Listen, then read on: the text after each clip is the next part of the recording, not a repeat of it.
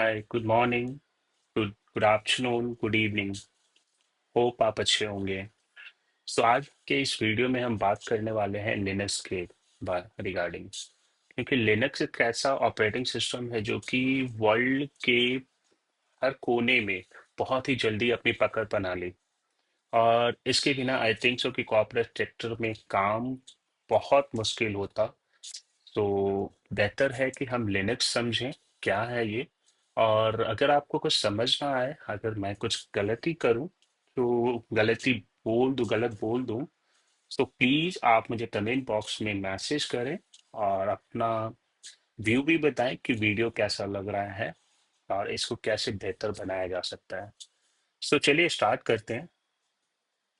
पहले देखते हैं हम लिनक्स सिलेबस में क्या क्या कवर करने वाले हैं। तो पहले हम आज की वीडियो में इंट्रोडक्शन टू लिनक्स ये हम देखेंगे, जिसमें what is Linux, history and evolution, Linux distributions के बारे में देखेंगे, difference between Unix and Linux इन दोनों के बारे में देखेंगे, and Linux kernel elements role, क्या है लिनक्स लिनक्स कर्नल और इसका रोल क्या है, ये किस तरह से अपनी उपस्थिति को बताता है कि मैं क्या क्या हूँ, क्या कर रहा हूँ, कैसे मैं हैंडल करता हूँ सारी चीजें।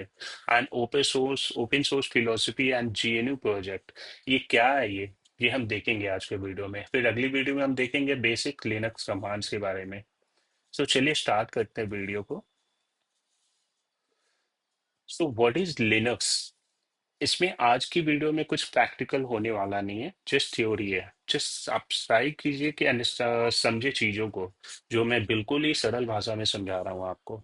तो लिनक्स एक ओपन सोर्स ऑपरेटिंग सिस्टम है जो कि लाइनस टोरवाल्ड के द्वारा बनाया गया था 1991 में। ठीक है। तो उसका ओरिजिन उन्हीं के द्वारा, वो एक स्टूडेंट थे कॉलेज में, अपनी स्टडी के दौरान ही डेवलपमेंट कर रहे थे। उसी वक्त यूनिक्स का कोड जो था उस समय ओपन सोर्स था। उसी कोड को उठा के उन्होंने अपग्रेड किया और उसको बनाया, उसको नाम लिनक्स दिया। उन्होंने जैसे ये कोई प्रोफेशनली नहीं किया था, जैसे एक हॉबी के तौर पे किया था। तो बनाने के बाद उन्होंने मार्केट में इसे लॉन्च किया, जो कि फ्री ऑफ कॉस्ट था, ओपन सोर्स था, जिसमें कोई भी उस कोड को उठा सकता है और अपने हिसाब से उसको रीमॉडिफाई करके यूज कर सकता है। तो ये है लिनक्स की ओरिजिन, यहाँ से स्टार्ट हुई। लाइनस टॉरवाल्ड ने इसे बनाया और उन्होंने इसे ओपन सोर्स ही रखा। उन्होंने कोई भी लाइसेंस नहीं लगाया इस पे। लाइसेंसिंग की बात करें तो Linux was relicense under GNU, general public license, in 1992। एक साल के बाद उन्होंने इसको लाइसेंस दिला कराया, जो कि फ्री होता है। पब्लिक लाइसेंस इसमें फ्री होता है, which allowed anyone to view, modify and distribute the source code for free. मतलब कि किसी को भी आज ये आजादी है कि आप उस कोड को बिना कोई रेस्ट्रिक्शंस के उठा सकते हो, ले सकते हो, डाउनलोड कर सकते हो। एंड ये अवेलेबल है इंटरनेट पे। तो आप उसे देख सकते हो कि क्या है वो कोड। अगर आपको इतनी नॉलेज है कोडिंग की तो आप उसमें अपना कंट्रीब्यूशन भी कर सकते हो, और मॉडिफाई करने के बाद आप उस पर फिर से अपलोड कर दो, ताकि नेक्स्ट पर्सन उसको यूज कर पाए। तो ये की माइलस्टोन्स क्या है। की माइलस्टोन्स 1994 में टॉरवल्ड्स पहला अपना पहला वर्जन रिलीज किया था, जो कि 1.0 था। उसके बाद 1998 में major companies like IBM, Compaq and Oracle announce किया अपना सपोर्ट फॉर लिनक्स। लाइक उन्होंने भी कंट्रीब्यूशन स्टार्ट किया, अपने हिसाब से उसको डेवलप करना स्टार्ट किया, अपने यूजर्स के हिसाब से। एंड 2000 में, इस सन 2000 में, उबंटू, डेबियन, फेडोरा, ऐसे बहुत सारे लिनक्स यूजर फ्रेंडली होने लगे, जो कि हम जैसे विंडोज में मिलते हैं। विंडोज में आपको GUI, ग्राफिकल यूजर इंटरफेस मिलता है, जैसे आप माउस के थ्रू यूज कर सकते हो।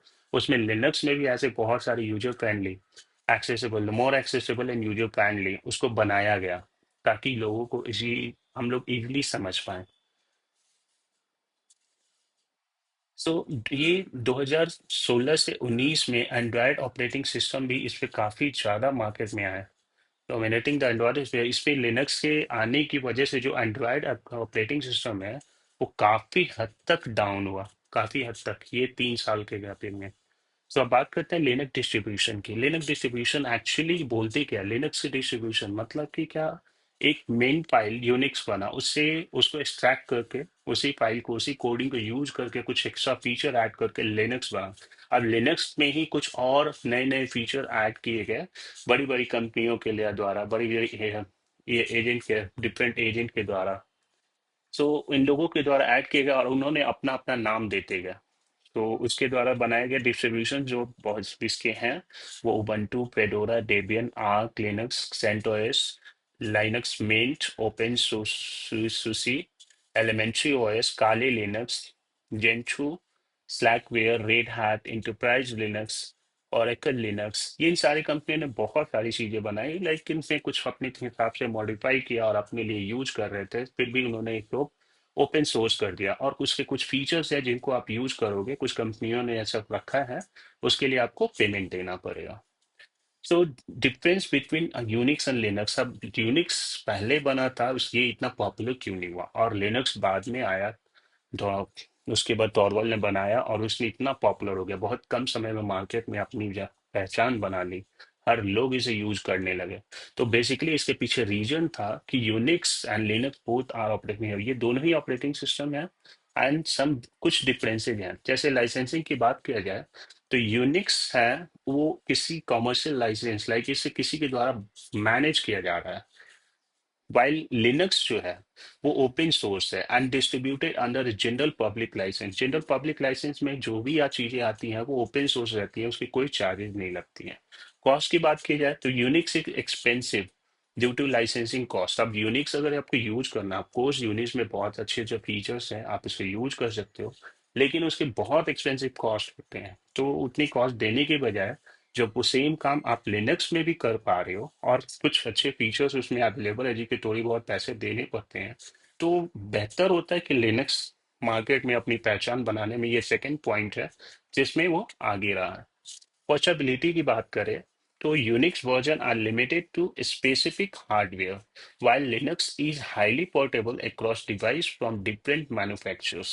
So यूनिक्स का क्या फंडा था, अगर आपके सिस्टम पे उसकी एक कॉन्फ़िगरेशंस है, अगर वो कॉन्फ़िगरेशन अवेलेबल है, आप अपने सिस्टम पे कुछ काम कर रहे हो और काम करने के बाद उसे अपने फ्रेंड को भेजना है, फ्रेंड को देना है, तो ठीक है आप उसे फ्रेंड को दिए तो उनके अपने फ्रेंड के सिस्टम में ही में भी ये जरूरी नहीं है कि आपके सिस्टम की कॉन्फ़िगरेशन के जैसा ही उनका सिस्टम कॉन्फ़िगर हो।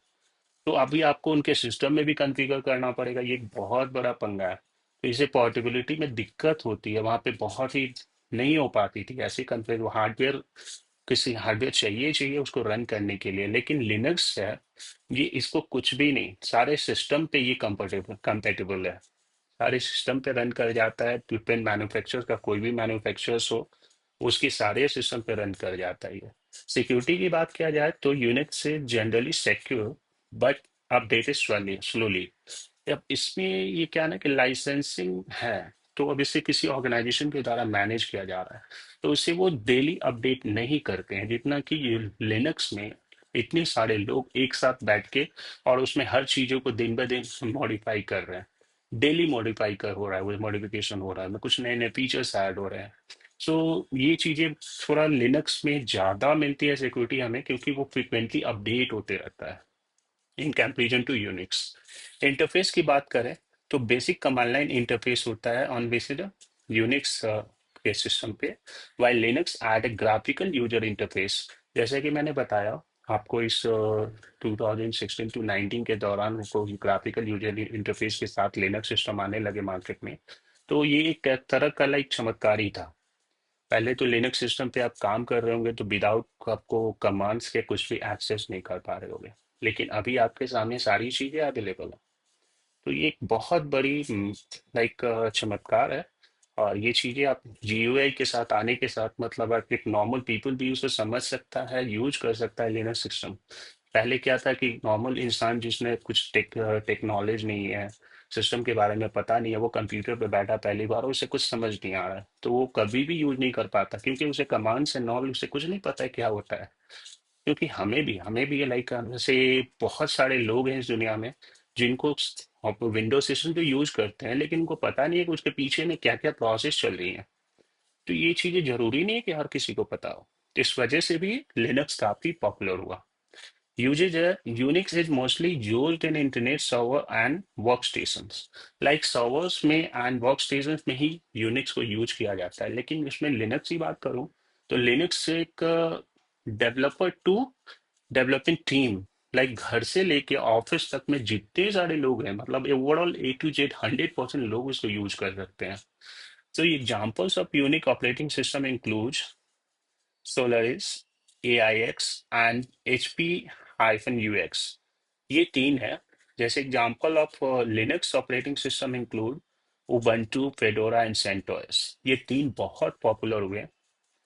सो Linux kernel and is role. अब लिनक्स कर्नल क्या है एंड इसका रोल क्या है? तो एक्चुअली देखिए, कर्नल क्या है, एक इंटरफेस है. ये एक सॉफ्टवेयर और हार्डवेयर के बीच का एक बंदा है जो कि दोनों को मैनेज करता है. उसे बोलता है कि आप अपना काम करो, सबको प्रोसेस बताता रहता है. ये सबको मैनेज करता है, सबको वॉच करते रहता है कैसे क्या करना है. ऑपरेटिंग सिस्टम को अलाउ करता है कि रिसोर्सेज को कैसे मैनेज करें. तो एक तरह से देखा जाए तो कर्नल जैसे आर्किटेक्चर की बात करें अगर लिनक्स की, तो सबसे पहले जो है ऑपरेटिंग सिस्टम, और लेकिन उस एप्लीकेशन एप्लीकेशन के अंदर एक software, it means user. User के बाद सॉफ्टवेयर आता है, सॉफ्टवेयर के बाद कर्नल सेल आता है. सेल के बाद आपकी कर्नल आती है, कर्नल के बाद हार्डवेयर आता है. तो इसमें इंट्रैक्शंस क्या हो रहा है? सेल एक इंटरमीडिएट पर्सन है बिटवीन सॉफ्टवेयर एंड कर्नल. मतलब आप जो भी कमांड लिखते हो CLI के थ्रू, वो कमांड सेल में ही जाता है, सेल लेता है अपने पास और उसको रीमॉडिफाई करता है इन टर्म इस किसके लिए, कर्नल के लिए, ठीक है, ताकि कर्नल को समझ में आए. जैसे आप कोई स्पेशल कैरेक्टर्स यूज करते हो, एट्रिक्स एस्ट्रिक्स यूज करते हो, उसमें चेक करता है कि कुछ ऐसा चीज यूज हुआ है ताकि मैं उसको रीमॉडिफाई सिंपल वे में कर दूं. कर्नल उससे फिर अपने हार्डवेयर को वो बोल के उस सारी प्रोसेस को कंप्लीट कर दे. तो ये प्रोसेस है. पहले में क्या आता है? पहले आता है सॉफ्टवेयर, फिर सेल, फिर कर्नल, देन हार्डवेयर. तो ये एक सीक्वेंस है. सेल में कुछ इनबिल्ट कमांड्स होते हैं, कर्नल्स में मैक्सिमम सारे कमांड्स होते हैं. तो सेल के इनबिल्ट कमांड्स, अगर उसके अलावा कुछ आप कमांड डालते हो जो कि सेल में अवेलेबल नहीं है, तो वो क्या करता है सेल, वो सारे कर्नल्स के फाइल्स में जाके चेक करता है कहाँ पे है ये, और उसके बाद उस कमांड को लेता है, उसको रिमॉडिफाई करता है, फिर वापस कर्नल को बोलता है ये लो ये काम करना है. और इसे वो कर्नल सारे हार्डवेयर, अगर कोई हार्डवेयर रिलेटेड काम है तो हार्डवेयर को इन्फॉर्म करता है, भैया तुम यहाँ से ये काम उठाओ और इस प्रोसेस को कंप्लीट करो. जैसे ही कंप्लीट होता है, कर्नल वापस इस प्रोसेस को रिवर्ट बैक करता है, वापस से मैसेज बैक करता है टर्मिनल को इन टर्म्स ऑफ टेक्स्ट. जो टेक्स्ट में हमारे सामने आता है कि लाइक ये फाइल है, जैसे LS करते हैं, लिस्ट करते हैं फाइल्स को. तो ये सारे फाइल्स लिस्ट करने के लिए जब हम लिस्ट करते हैं तो हमारे सामने एक पूरी लिस्ट आ जाती है उस डायरेक्टरी में जितनी भी फाइल है. तो ये एक्चुअली बैक एंड प्रोसेस मैंने अभी आपको जो बताया कर्नल के द्वारा किया हुआ, जो कि हार्डवेयर में जाता है, उस पर्टिकुलर ब्लॉक में जाता है, उस पर्टिकुलर स्टोरेज में जाता है, उस वहां से सारी फाइल को उठाता है और फिर वापस वहां आपके टर्मिनल पे ले जाके राइट कर देता है. तो दिस इज अब interface. The Linux kernel acts as an interface between the hardware and the software layers of the OS. It allows the OS to manage many different components at once. ये operating system को भी permission like favour करता है, support करता है कि बहुत सारे कंपोनेंट्स को एक साथ मैनेज करता है, बहुत सारे कंपोनेंट्स को.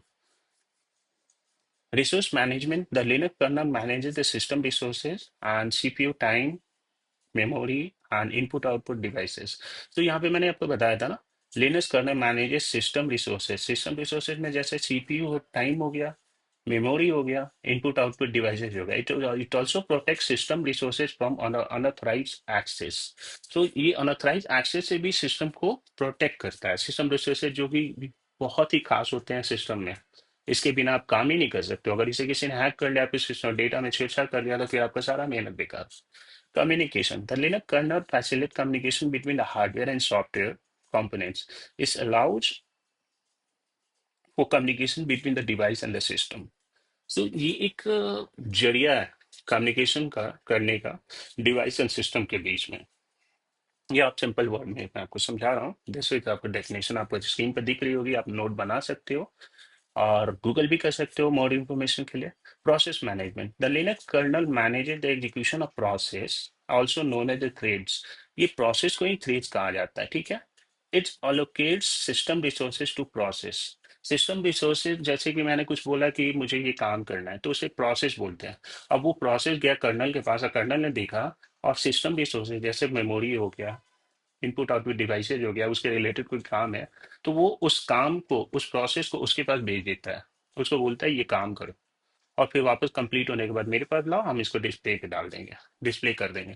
And provides an API to create stop and communication between the process. ये हमें एपीआई भी प्रोवाइड करता है। एपीआई आपको पता होगा, एप्लीकेशन प्रोग्रामिंग इंटरफेस, जो कि हम कम्युनिकेट कर सकते हैं प्रोसेस के थ्रू। इस प्रोसेस को स्टॉप कर सकते हैं, उसके बाद स्टार्ट कर सकते हैं, नया प्रोसेस बना सकते हैं। The Linux kernel is free and open source. ये आपको पहले ही बता चुका हूँ कि ये फ्री एंड ओपन सोर्स है। New version of the kernel are release every 9 to 10 weeks. नए नए वर्जन जो है वो एवरी 9 to 10 वीक्स में रिलीज होते रहते हैं। इसीलिए बोला जाता है यूनिक्स से कंट्रोल किया जा रहा है किसी ऑर्गेनाइजेशन लाइसेंस के द्वारा, लाइसेंसिंग। बट ये ओपन होने की वजह से इसमें अपडेट ज्यादा हो रहे हैं, फ्रिक्वेंटली हो रहे हैं, और सिक्योरिटी भी काफी अच्छी होती जा रही है इसकी। इसीलिए ये मार्केट में अपनी पहचान बनाते जा रहा है। Open source philosophy and GNU, ये कुछ जीएनयू प्रोजेक्ट का एक थीम था। The GNU project philosophy is based on an idea that users should have the freedom to use, study and improve software। जैसे ये ओपन सोर्स का मैंने बोला ना, ओपन सोर्स एक काइंड ऑफ लाइक, इसका एक फिलोसफी कहना था कि इसको हर कोई यूज कर सके, बिना कोई रेस्ट्रिक्शंस के पढ़ सके, एंड इसको इम्प्रूव भी कर सके। जिसमें run user should be able to run the program for any purpose. Right, कोई पर्पस में इसमें फिक्स नहीं होता है कि ओपन सोर्स है तो आप इसे अपने बिजनेस में यूज नहीं कर सकते, आप केवल स्टडी में ही यूज कर सकते हो, आप इसे बिजनेस में भी यूज कर सकते हो। They don't have any objection. The study users should be able to the program source code without signing non-disclosure argument agreements। मतलब ये क्या बोल रहा है कि यूजर्स प्रोग्राम्स को भी देख सकता है, प्रोग्राम सोर्स कोड भी देख सकता है, कोई एग्रीमेंट साइन किए बिना। Change users should able to modify and improve the program. उसके बाद वो देखने के बाद अगर यूजर्स के पास इतनी टैलेंट है कि वो उसमें मॉडिफिकेशन करके उसको और इम्प्रूव कर सकता है, तो वो कर सकता है बिना किसी के परमिशन के। करने के बाद फिर से वापस उसे वहां पे अपलोड कर देगा। तो share user should be able to copy and share the program with anyone. जैसे कि मैंने बोला कि वो शेयर कर देगा वहीं पे, और किसी और को, अपने फ्रेंड्स को दे दिया, उसने उसे और भी इम्प्रूव किया। तो इस तरह से चलता है। Unique project philosophy based on an idea that software is different from material objects because it can be copied and changed more easily। Simply इसको ये बोल सकते हैं कि यूनिक जीएनयू प्रोजेक्ट्स जो है, फिलोसफी है, ये क्या है कि किसी चीज को फ्रीली छोड़ देना। मतलब उसके यूज करने के लिए मुझे किसी और को, मुझे सपोज मैंने, मेरा ये प्रोजेक्ट है और मैंने इसको ओपन सोर्स में डाल दिया, और मुझे किसी को परमिशन देने की जरूरत नहीं है। मैंने बोल रखा है कि आप इसे प्रोजेक्ट कोड को देख सकते हो, मॉडिफाई कर सकते हो, यूज कर सकते हो किसी भी काम में, कहीं भी। So this is called GNU project philosophy। So आज के लिए इतना ही। Thank you. अगले वीडियो में हम आएंगे जो कुछ बेसिक कमांड्स लेके लिनक्स के, और उसमें इसके डिटेल्स देखेंगे कि क्या क्या कमांड्स कैसे हेल्प कर रहा है हमारी, और क्या काम हो रहा है कमांड्स के जरिए, क्या हम कर रहे हैं उसके थ्रू। तो थैंक यू। Bye bye.